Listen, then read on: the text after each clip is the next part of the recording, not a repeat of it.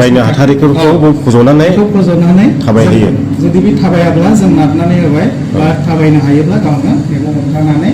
लासै लासै गावगा एसे मोजां मोनदों गामिया अबेनिफ्राय गामिया क'क्राझार गसकाटा खुलुमबाय रायजो राजा नोंथांमोन दायो आङो दंफैयो जाहैबाय बेंटल गेट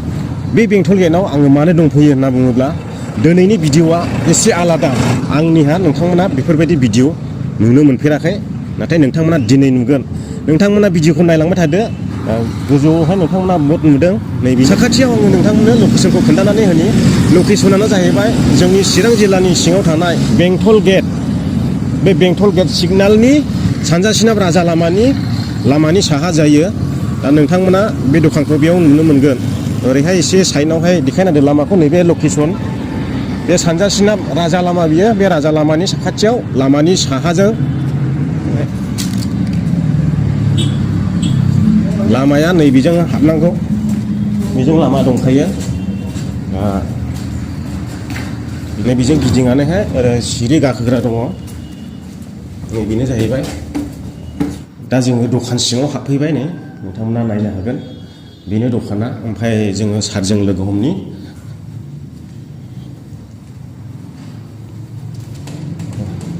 दा जोङो सारखौ लोगो मोनफैबाय नै नमस्कार ओमफ्राय सार माबोरै जायो एसे फोरमायनानै होदो रायजोफोरनो सिगाङावनो SM एक्सप्लर ना नायगिरि साफ्रोमखौबो आंनि गोसो गोरबोनिफ्राय गोजोननाय हरग्रोयो बेहाय बे जाहैबाय आंना SI निउर'थेरापि यानिखि मोनसे ट्रिटमेन्ट होग्रा जायगा आरो जेनेबा सानाय सुनायनि सोरबा पेरालाइसनि सोरहाबा आखाइ गनायनो बा गोदना सानायनो खर' सानायनो माइग्रेन जायखौ होनो बा गोबाव समनिफ्रायनो सिनस्रि सानानै थानाय बेफोरनि ट्रिटमेन्ट जों बाहाय होनाय जायो आरो बेयो दानि नंले गोबावखासै ओरैनो बे सापागुरियाव 3 बोसोर जाखाबाय ओमफ्राय बेंटलाव आङो 1.5 बोसोर दङमोन दा टटेल बुंनो थाङोब्ला 4 बोसोर आंनि बे चेम्बारा सोलिनानै दं आरो बेंटलाव दंना गैला दायो बेंटलावथ' दा गैला बेंटलनिखौनो आं बाहाय लाबोजोब्बाय मानो होनोब्ला बेंटलाव जायगा थोआमोन न'नि एसे केपासिटिया खममोन दा बाहाय मेसिन एरि दोननो थाखाय जायगा मोजां मोननायखाय आं बाहाय फैनाय जाबाय आरो बेसेबां बोसोरनिफ्राय बिदि सानाय सुनायखौहाय सानाय सुनाया गासैबो जेसेबांखि फुराना जाया मानो बेखौ जोङो मोनसे कर्स होनायनि गेजेरजों ट्रिटमेन्ट होनाय जायो बिदि नङा जे दिनै फैबाय दिनैनो हामबाय बेबायदि नङा बेयाव मोनसे प्रसेस थायो बिनि माने बेसेबांसिम सिभियारिटि बेसे गोबावनिफ्राय सानाया बेसेबां माने गोजोनानै थाबाय बा माने गोबावनि ट्रिटमेन्टआ गोबावनि सानाया एसे गोबाव नांगौ जायो मोनसे कर्स लानांगौ जायो कर्सखौ लायोब्लानो बिनि सानायनि गोबाव समनिफ्राय साबाय थानाया बे रिलिफ मोनगोन आरो फैबाय थानानै माने कर्सखौ फोजोबनांगौ जोंनाव बाहाय मेनलि बांसिनानो पेरालाइज जोङो गोबां पेरालाइसफोरखौ आं फाहामबाय बुंनानै लानायसो जायो खिन्थु जायफ्रा हामबाय बिसोरो गोबांथार गोजोननाय दङ लाख थाखा सिलिगुरि बायदि गुवाहाटि बायदि आरो बङाइगाव बायदियाव ट्रिटमेन्ट लानानै हामाखैमोन दा बाहाय फैनानै हामबाय जायफ्रा हामदों बिसोरो गोजोननाय मोनदों खिन्थु पेरालाइसआ बेबायदि जे जायफ्रा फुराना जाबाय बोसोरनै बोसोरसे बेबायदि फुराना जानानै थाहाबबाय नै बिसोरनिखौब्ला जोङो ट्रिटमेन्ट होनानै इमप्रुभ मोननाया बहुत खम आरो खिन्थु गोदानै जुदि जायफ्रा जादों मास मोनसे मोननै मोनथाम मोनब्रैनि गेजेराव जायफ्रा फैदों बिसोरखौ जोङो मोनसे सिउरिटि होखायो आरो हामनो हानायखौ पेरालाइसनि खेथ्रआव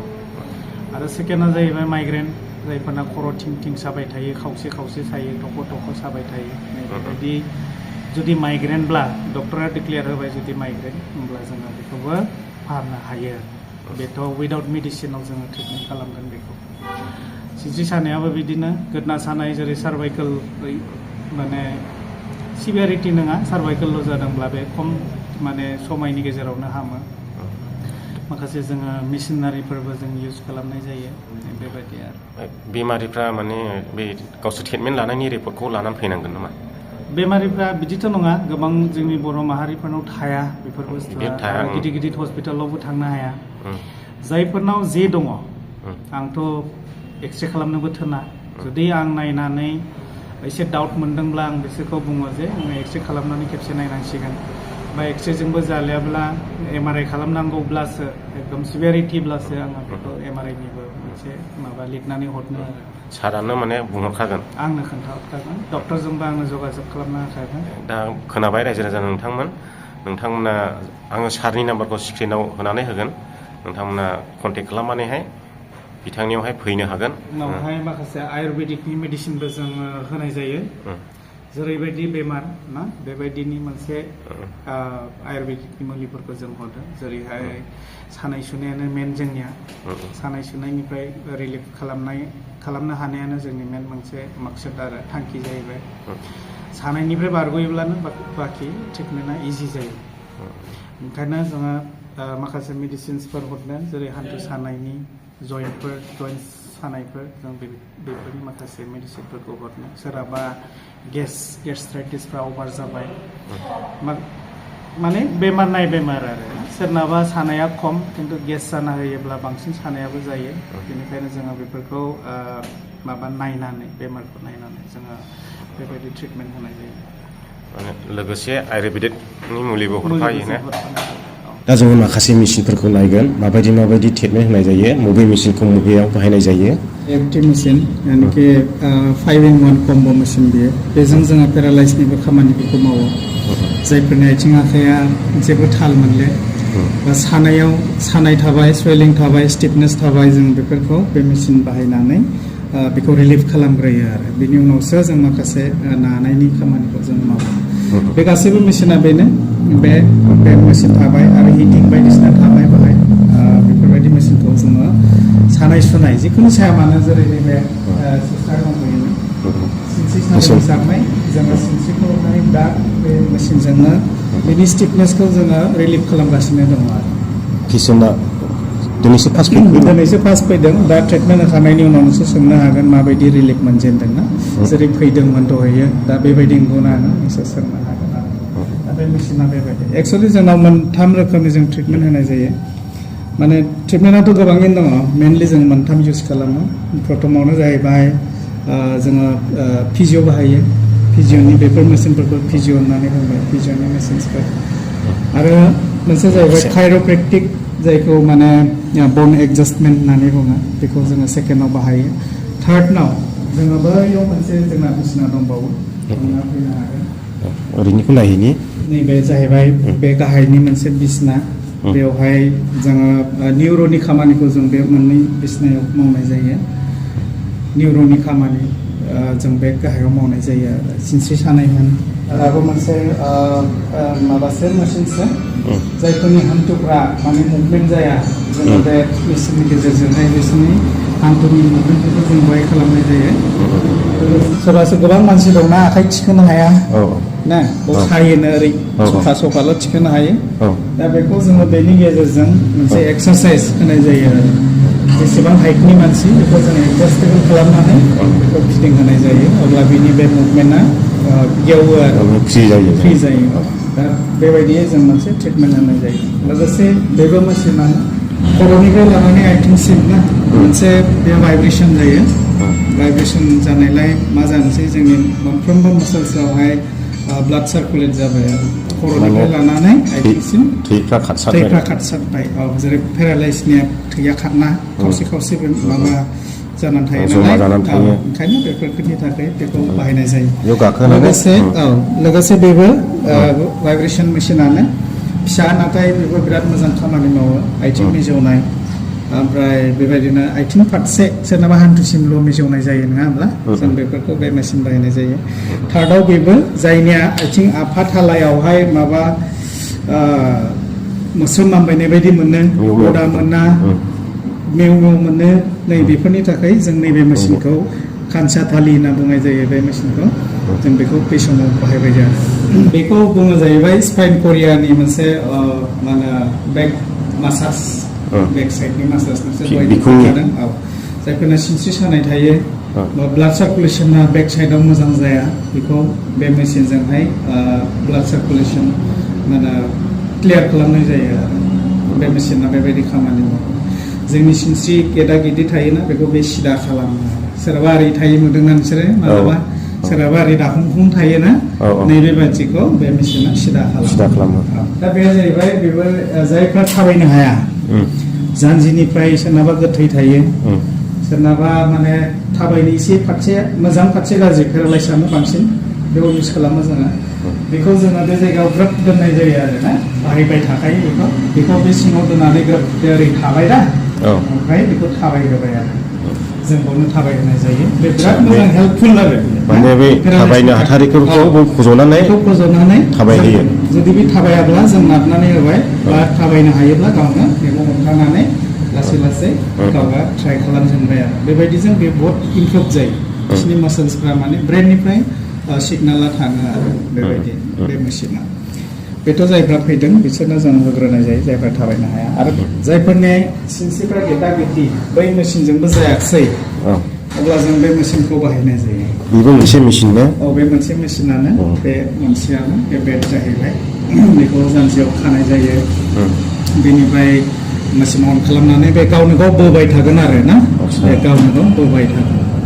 बे बोनायनि गेजेरजों मा जानोसै बिनि बे सिनस्रियाव गेप जानायफोर मा होनो बे पेन जानायफोर बा बल्जिं जादों डिसहार्निएसन जादों नैबेफोरखौ बे मेसिनजों बोनानै जों सिदा खालामो। नोंथांमोना खोनाजोबखाबाय सारा मा बुंदों मा फोरमायदों फारसेनिफ्रायनो एक नोंथांमोना खोन्थाजोब्बाय नोंथांमोनहा सोरबाफोर बेबायदि प्रब्लेमाव दङब्ला सारखौ कन्टेक्ट खालामनो हागोन आङो नाम्बारखौ स्क्रिनाव होना होदों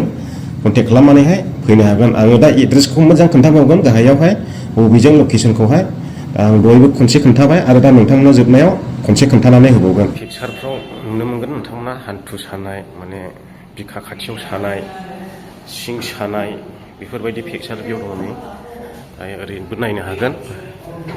ब्रेननिफ्राय लानानै गोदोना सानाय मानाय हान्थु जरा सानाय आखाइ जरा सानाय बेबायदि आरो बेफोरखौहाय बेवहाय ट्रिटमेन्ट होजोबो आरो आयं नोंहा मा प्रब्लेम जादों? प्रब्लेमा आंहा बिदिनो माबा 2023आव प्रेसार स्ट्रक जानानै नैबे ब्रेन अपारेसन जाबाय ओमफ्राय दा पेरालाइज जानानै दङ आरो दा आथिङा फ्रि नङा आखाइया फ्रि नङा। इयाव सिगां फैखांबायमोन? फैखाङाखै फैयाखै फैनोनो बिदिनो मानसिखौनो मोनलायलाया नालाय आसा लानानै फैथारबाय। मा गामिनिफ्राय आयं? आं रुनिखाता उत्तर रुनिखाता गामि न'थारा। दे जाबाय ओमफ्राय दिनैसो फार्स्ट टाइम ट्रिटमेन्ट लागोन दा? दिनैसो फार्स्ट टाइम। मेडामा दिनैसो फार्स्ट टाइम फैदों नामा? ओमफ्राय सिगां माबायदि सायोमोन? सायोमोन सालाय द्रप थालाय बिदि खालामबाय जाबाय थायोमोन। ओमफ्राय दा दिनै फार्स्ट टाइम ट्रिटमेन्ट लानानै दा ट्रिटमेन्टआ जोब्बाय दिनैनि थाखाय ओमफ्राय दा माबायदि मोनदों? एसे मोजां मोनदों। एसे मोजां मोनदों। गामिया बबेनिफ्राय? गामिया क'क्राझार कसकाटा होनो। क'क्राझार दा बिराद गोजाननिफ्राय फैदों होनबा ने? एसे आरामसिन मोनदों ने? गोबां पेरालाइज सानाय सुनाय बेफोरबायदि मानसिफ्रा गोबाव बोसोरनि मानसिफ्रा नैबेयाव फाहामथाय लाफैनानैहाय बिथांमोना गोबाङैनो हामनानै थांबाय माने गोबां फोरमान भिडिअबो दङ आङो नोंथांमोननो बे भिडिअखौबो देखायगोन नोंथांमोना नेनानै थाब्ला जाबाय ओमफ्राय आं लास्टआवहाय दा थांनो ओंखारबाय नालाय लास्टआव जोबथानायाव एड्रेसखौ मोजां खोन्थानानै होलाङासै नोंथांमोनहाय लकेसना जाहैबाय बेंटल गेट बैयाव बेंटल गेटनि सिगनाल दङ ओमफ्राय बेयो मेन रड राजा लामा बे लामानि साहाजोंहाय नैबेयावहाय थेरापिनि बर्ड नुगोन नेहारु थेरापि ओमफ्राय ओरैबो नुगोन ओमफ्राय नैबेनो आरो बे रुमानो गोजौनिया ओरै सिंजों हाबलांनांगौ ओमफ्राय ओरैहाय थाबाय सापागुरि अभारब्रिज बै सापागुरि अभारब्रिजनि ओरैसे सोनाबजों फैनांगौ ओरैनिफ्राय फैयोब्ला सानजानिफ्राय फैयोब्ला ओमफ्राय सोनाबनिफ्राय फैयोब्ला बै बेंटल गेट सिगनाल बे गेजेरावनो आरो बैखौ नायदो ओमफ्राय नै बेखौ नायदो नोंथांमोना लकेसनखौ थाल खालामदो नैबेयावनो नैबे फार्स्ट फ्लर बेनोसै रायजो राजा नोंथांमोन दिनैनि भिडिअआ नोंथांमोना भिडिअखौ मोजां मोनदोंब्ला लाइक खालामदो आरो चेनेलाव गोदान हाबफैदोंब्ला चेनेलखौ साबस्क्राइब खालामदो हायोब्ला शेयार खालामनानै बयनोबो मिथिहोदो जाहाथे जायफोरनाखि बे सानाय सुनाय पेरालाइस बैफोरावहाय गोग्लैनानै दङ बिथांमोना बेयाव फाहामथाय लाफैनानैहाय हामनानै थाङो गोजोन्थों।